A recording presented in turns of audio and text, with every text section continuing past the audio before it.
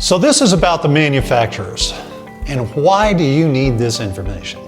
Some of your clients are going to ask you, this looks like a great deal. It's almost too good to be true.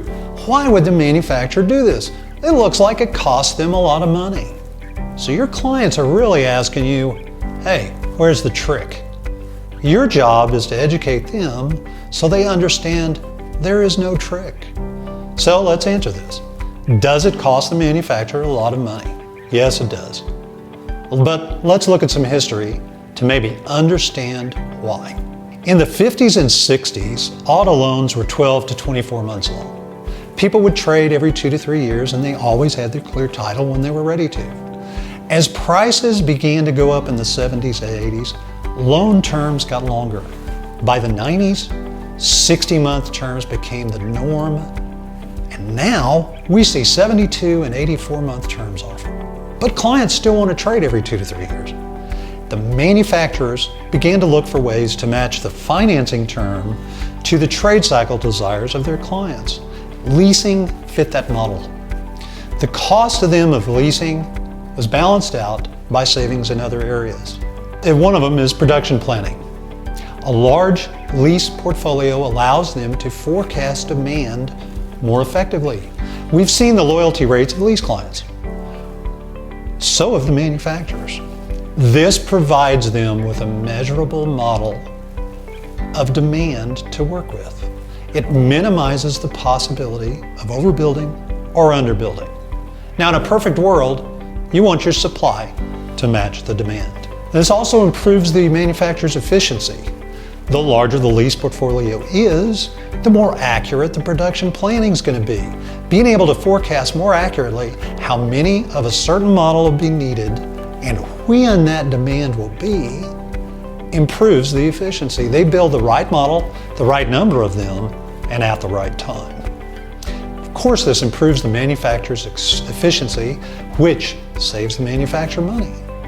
It also improves resale values on their vehicles. When dealers are given the opportunity to purchase their clients' lease returns based on auction values, fewer of these cars show up at auto auctions.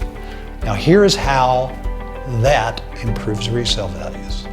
First, dealers will market these vehicles as factory certified. Factory certified vehicles bring higher selling prices than non-certified units.